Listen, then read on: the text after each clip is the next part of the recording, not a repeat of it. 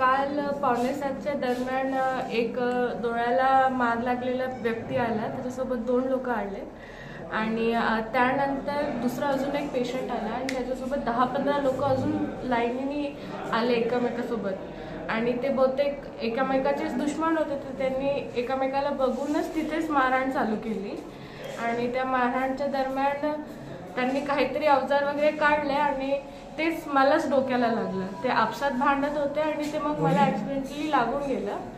त्यावेळेला मला काही समजलं नाही, कारण की मला मागून मार लागला आणि ते खूप दुखत होतं, तर मी निघून गेले तिथून. बरं, त्या संदर्भात पोलीस ठाण्यामध्ये आपण काही तक्रार वगैरे दाखल केली का?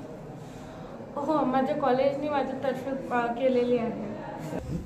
काल संभाजीनगर शहरात हुसेन कॉलनी गारखेडा परिसर येथे 2 गटात हाणामारी झाली आणि त्याचे 2 रुग्ण घाटी रुग्णालयामध्ये दाखल झाले होते आणि त्यांना दाखल करून घेण्याची प्रक्रिया सुरू असताना संध्याकाळी 6:30च्या दरम्यान त्या ठिकाणी जो दुसरा गट होता त्या भांडणाच्या याच्यामध्ये, तर त्यातील 10 ते 12 इसम त्या ठिकाणी अचानक अपघात विभागामध्ये दाखल झाले आणि त्यांनी त्या ठिकाणी अचानक त्या दुसऱ्या गटाच्या रुग्णांना मारहाण करण्याला सुरुवात केली आणि त्या ठिकाणी त्यांची मारहाण सुरू असतानाच अचानक त्यामधील आमच्या ज्या उपचार करणाऱ्या महिला डॉक्टर होत्या पृथ्वी भोगे नावाच्या, तर त्यांनाही त्याच्यामध्ये मारामारीमध्ये एक रॉड लागला.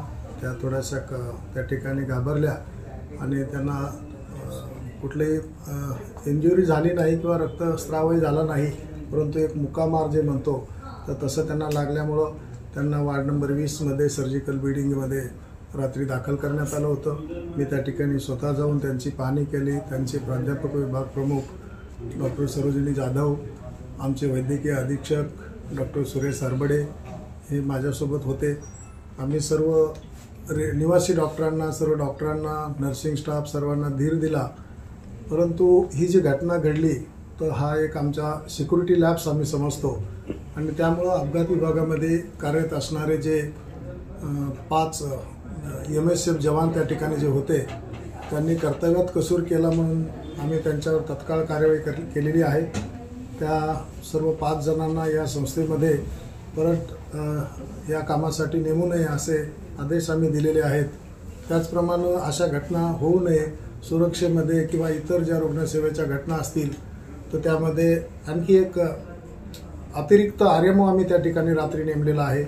त्याचप्रमाणे आमच्याकडे एक RMO वैद्यकीय अधीक्षक कार्यालयामध्ये 24 तास उपलब्ध असतो आणि परत आता या ठिकाणी राऊंडची संख्यासुद्धा वाढवण्यात येईल. रात्रीच्या वेळेस मी स्वतः, आमचे उपअधिष्ठाता डॉक्टर भारत सोनवणे साहेब असतील, आमचे वैद्यकीय अधीक्षक, वैद्यकीय उपअधीक्षक आणि त्या ठिकाणी मी या ठिकाणी रुजू झाल्यानंतर एक जो CCTVचा डिस्प्ले आहे तो सुद्धा आम्ही कार्यान्वित केलेला आहे.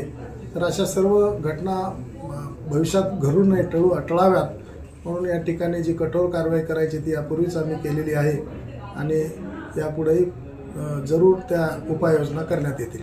सर, या संदर्भात पोलीस स्टेशनमध्ये काही गुन्हा दाखल करण्यात आला आहे? हो, प्रशासनातर्फे RMO आणि आमचे जे सिक्युरिटीचे हे आहेत ऑफिसर त्यांच्यामार्फत आम्ही रात्रीच गुन्हा दाखल केलेला आहे.